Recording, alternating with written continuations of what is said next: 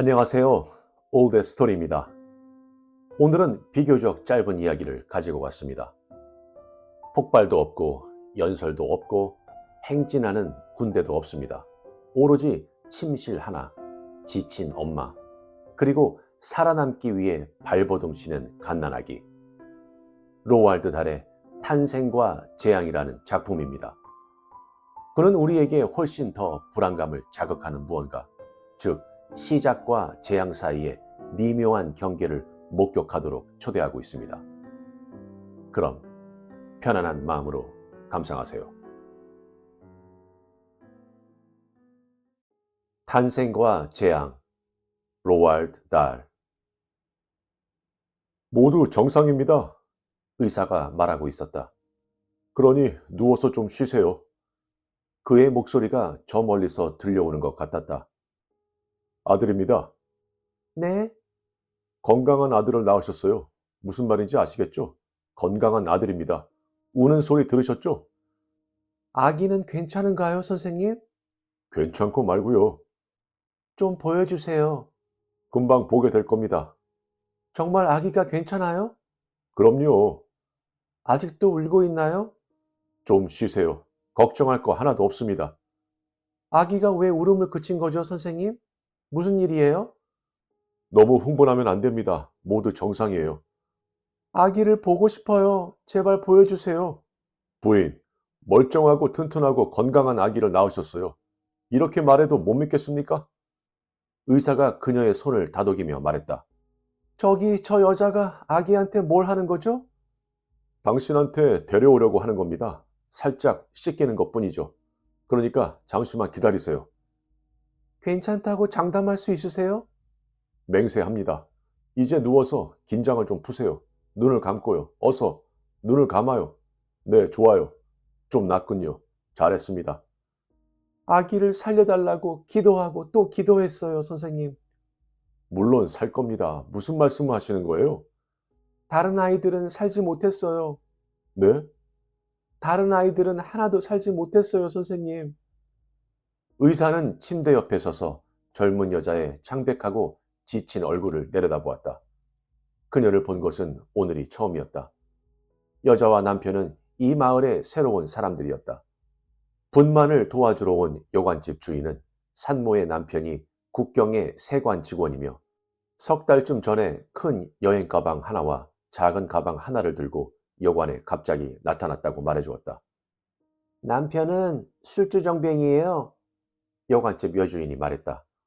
오만하고 위압적이고 약한 사람이나 괴롭히는 주정뱅이죠. 하지만 아내는 상냥하고 신심이 깊어요. 여자는 매우 슬퍼 보였다. 미소를 짓는 법이 없었다.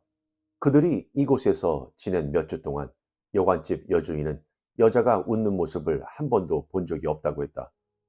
또 그녀는 남자의 세 번째 아내이며 첫 번째 아내는 죽었고 두 번째 아내는 불미스러운 이유로 그와 이혼했다는 소식이 돌았다. 그러나 소문일 뿐이었다. 의사가 몸을 굽혀 환자의 가슴 위로 이불을 끌어당겨 덮어주며 상냥하게 말했다. 걱정하실 것 하나도 없습니다. 아주 정상적인 아기예요. 다른 아이들 때도 모두 그렇게 말했는걸요? 하지만 난 아이들을 모두 잃었어요, 선생님. 지난 1년 반 동안 세 아이를 모두 잃었으니 이렇게 불안해한다고 뭐라 하지 마세요. 셋이나요? 네, 이번이 네 번째 아이예요. 4년 동안에요. 의사는 양탄자도 깔려있지 않은 바닥 위에서 불안하게 발걸음을 옮겼다. 아이 셋을 모두 하나씩 천천히 읽는 것이 어떤 건지 모르실 거예요. 저한테는 계속 보여요. 이 침대에 제 바로 옆에 누워 있는 것처럼 구스타프의 얼굴이 생생하게 보여요. 구스타프는 사랑스러운 아이였어요, 선생님. 하지만 늘 아팠지요. 아이가 아픈데 아무것도 해줄 수 없다는 건 정말 끔찍한 일이에요. 압니다. 여자가 눈을 뜨고 얼마 동안 의사를 바라보더니 다시 눈을 감았다. 딸 아이 이름은 이다였지요. 크리스마스를 며칠 앞두고 죽었어요. 그게 바로 넉 달 전이에요. 선생님이 이다를 보셨으면 좋았을 텐데. 이제 또 아이가 태어났지 않습니까? 하지만 이다는 정말 예뻤어요. 네, 압니다. 어떻게 아시죠? 여자가 소리쳤다. 분명 사랑스러운 아이였겠지요. 하지만 이 아이도 그럴 겁니다. 의사는 침대에서 몸을 돌려 창가로 걸어가 밖을 내다보았다. 4월의 축축한 잿빛 오후였다. 길 건너편으로 빨간 지붕과 그 위로 부서지는 굵은 빗방울이 보였다. 이단은 2살이었어요, 선생님. 정말 예뻐서 저는 아침에 옷을 입히는 순간부터 아이가 다시 무사히 잠자리에 들 때까지 눈을 뗄 수가 없었지요. 그 아이에게 무슨 일이 생길지도 모른다는 지독한 걱정 속에 살았어요.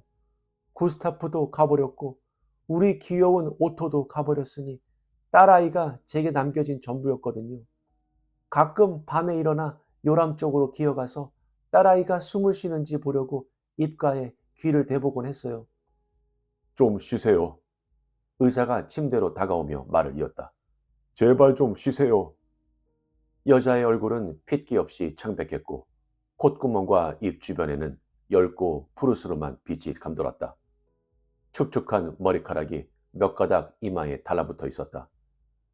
딸아이가 죽었을 때 저는 또 아이를 가진 상태였죠. 아마 4개월은 되었을 거예요. 장례식이 끝나고 저는 소리쳤어요. 이젠 싫어. 낳지 않을 거야. 이제껏 묻은 아이들만으로도 충분해. 그러자 남편이 그 사람이 큰 맥주잔을 들고 손님들 사이를 어슬렁거리다가 갑자기 돌아서서 말했어요. 할 말이 있어, 클라라. 좋은 소식이야. 상상이 되세요, 선생님? 방금 아이를 3번째로 묻었는데 그 사람은 거기 맥주잔을 들고 서서 좋은 소식이 있다고 저에게 말하는 거예요. 오늘 브라우나우로 전근 발령을 받았어. 그러니 당장 짐을 싸도록 해. 새 출발을 하는 거야, 클라라. 그는 그렇게 말했어요. 새로운 곳에서 새 의사를 만나는 거야. 이제 말씀은 그만하세요. 선생님이 바로 그 의사예요. 그렇죠, 선생님? 맞아요. 그리고 여기는 브라운하우죠? 그래요. 전 무서워요, 선생님. 무서워할 것 없습니다. 4번째 아이가 살아날 확률이 얼마나 될까요? 그런 생각을 하시면 안 됩니다. 어쩔 수 없어요. 아이들이 이런 식으로 죽는 건 뭔가를 부모에게서 물려받았기 때문일 거예요. 분명 그럴 거예요. 말도 안 됩니다. 오토가 태어났을 때 남편이 뭐라고 했는지 아세요, 선생님? 남편은 방으로 들어와서 오토의 요람을 들여다보며 말했어요. 내 자식들은 왜 모조리 이렇게 작고 약한 거야? 그런 뜻이 아니었을 겁니다. 작은 곤충이라도 관찰하듯이 요람으로 머리를 쑥 집어넣더니 말했어요. 내 말은 왜 더 나은 표본이 되지 못하는 거냐고. 내 말은 그거라고. 사흘 후에 오토는 죽었어요. 태어난 지 사흘이 지났을 때 우리는 얼른 오토에게 세례를 해주었고 오토는 그날 저녁에 죽었지요. 그리고 나서 구스타프가 죽었어요. 그 뒤에 또 이다가 죽었지요. 전부 죽었어요, 선생님. 그리고 갑자기 집안이 텅 비었어요. 지금은 그런 생각하지 마세요. 이 아이도 그렇게 작은가요? 이 아이는 정상입니다. 하지만 작은 건 맞죠? 약간 작을지도 모르죠. 하지만 작은 아이가 큰 아이보다 더 튼튼합니다. 상상해 보세요. 히틀러 부인. 내년 이맘때쯤이면 이 아이는 걸음마를 배우고 있을 겁니다. 얼마나 사랑스럽겠어요? 그녀는 대답하지 않았다. 그리고 또 2년 뒤에는 정신이 없을 만큼 끊임없이 말을 해대겠죠. 아이 이름은 정했습니까? 이름이요? 네. 모르겠어요. 확실치 않아요. 남편이 남자아이면 아돌푸스라고 짓겠다고 하던데. 그러면 다들 아돌프라고 부르겠군요. 네, 남편은 알로이스랑 비슷하다고 아돌프라는 이름을 좋아해요. 남편 이름이 알로이스거든요. 멋지군요. 안 돼요. 그녀가 갑자기 베개에서 몸을 일으키며 소리쳤다. 오토가 태어났을 때도 사람들이 똑같은 걸 물었어요. 이 아이도 죽을 거예요. 당장 세례를 받게 해주세요. 진정하세요. 의사가 다정하게 어깨를 붙잡으며 말했다. 부인이 틀렸습니다. 틀렸다고 장담할 수 있어요. 그저 내가 호기심 강한 늙은이라 물어본 것 뿐입니다. 그게 다예요.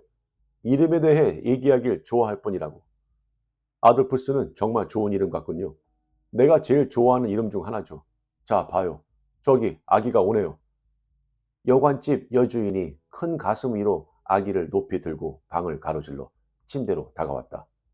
여기 귀여운 왕자님이에요. 그녀가 얼굴을 환히 빛내며 말을 이었다. 한번 안아볼래요? 옆으로 눕혀줄까요? 아기는 단단히 싸주었습니까? 여기 정말 추운데. 의사가 물었다. 물론 단단히 쌌지요.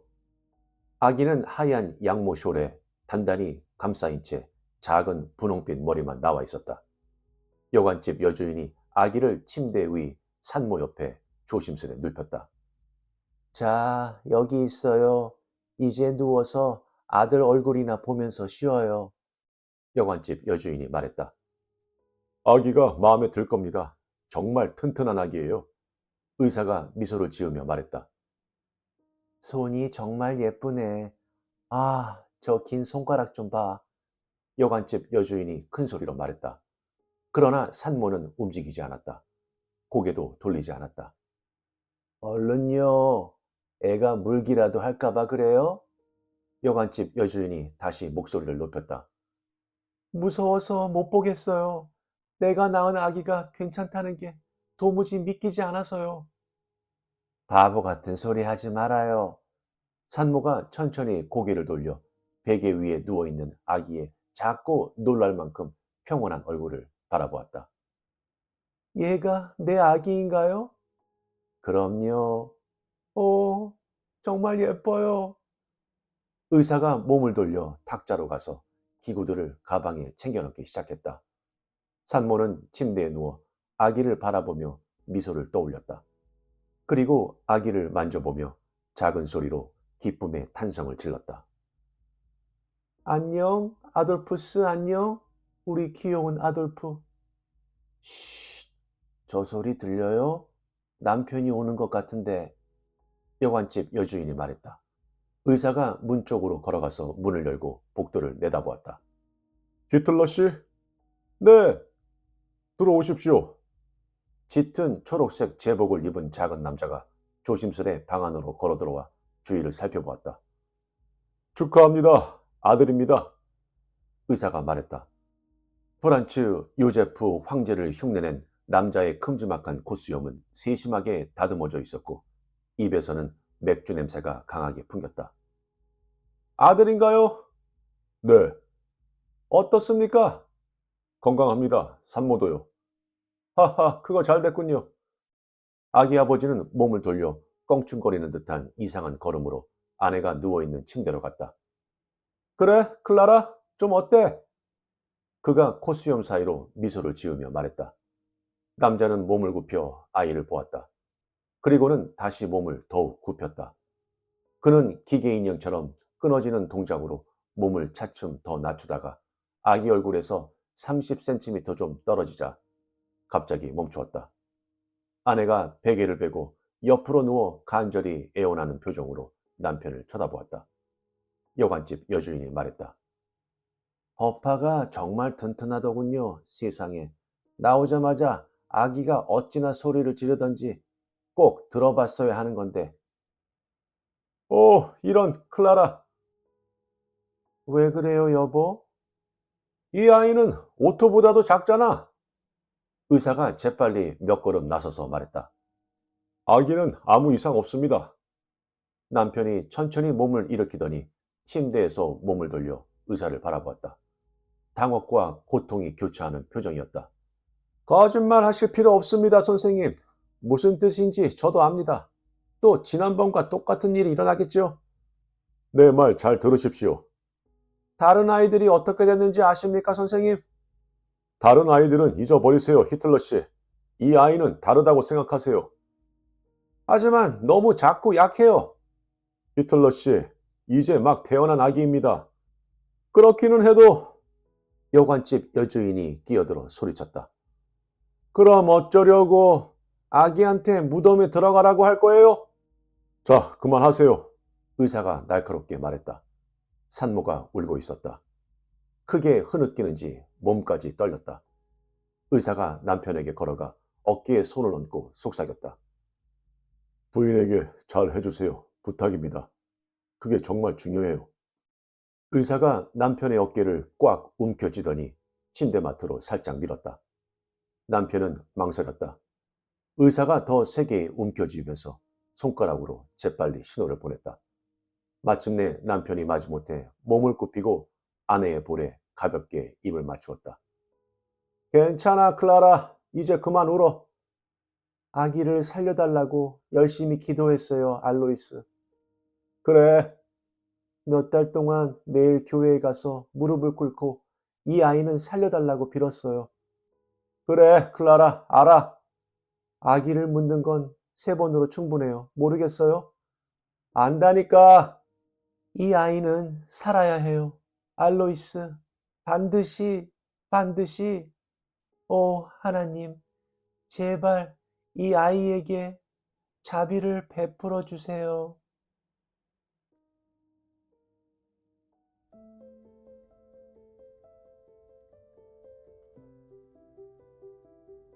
어떠셨나요?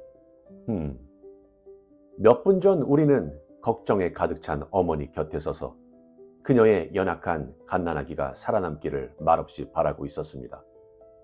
작가는 우리를 그곳으로 조심스럽게 이끌었죠. 그는 우리에게 따뜻함, 불안, 그리고 인간의 연약함을 보여주었습니다.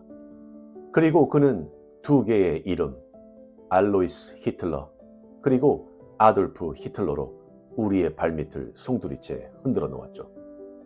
이것이 바로 로알드 달의 천재성인 것 같습니다. 그는 잔혹함으로 우리를 놀라게 하는 것이 아닙니다. 그는 관점으로 우리를 놀라게 하죠. 갑자기 탄생이라는 단어, 즉 시작이라는 단어가 재앙과 뗄래야 뗄 수 없는 관계가 됩니다. 탄생은 상상할 수 없는 파괴의 조용한 첫 페이지가 되죠. 하지만 이 이야기가 그토록 강력한 이유는 바로 여기에 있습니다. 작가는 아기를 괴물로 만들지 않았죠. 그는 아기를 있는 그대로 작고 약하고 무력한 모습으로 남겨둡니다. 이는 우리로 하여금 불편한 진실에 직면하게 만듭니다. 악은 악의 모습을 하고 나타나지 않는다. 역사는 스스로를 드러내지 않는다. 평범한 방에서 평범한 사람들로부터, 걱정하는 부모로부터, 비판하는 아버지로부터, 희망을 품는 어머니로부터 이야기가 시작됩니다. 어쩌면 로알드 달의 더 깊은 의도는 단순히 우리에게 충격을 주는 것이 아니라 역사의 전환점이 얼마나 연약한지를 일깨워주는 것이었을지도 모릅니다. 병약한 아기 한 명이 살아남았고 20세기 전체가 완전히 다른 양상으로 전개되었습니다. 그렇다면 몇 개의 질문으로 여러분의 의견을 듣고 싶습니다. 들으시면서 여러분의 감정이 바뀐 정확한 순간은 언제였나요? 아빠 이름을 들었을 때인가요? 아니면 아기 이름을 들었을 때인가요? 이 이야기의 배신감을 혹시 느끼셨나요? 아니면 감명을 받으셨나요? 갓난아기를 어른이 되었을 때의 행동으로 판단하는 것이 과연 공정한 일일까요? 이 이야기는 아기 태어나는 것인지 아니면 형성되는 것인지를 시사하는 것일까요? 만약 그날 밤 아기가 죽었다면 역사는 정말로 달라졌을까요? 아니면 그 자리에 또 다른 재앙이 닥쳤을까요? 진실이 밝혀진 후에도 어머니에게 동정심을 느끼셨나요? 알려주세요. 구독과 좋아요는 영상 제작에 많은 힘이 됩니다. 감사합니다.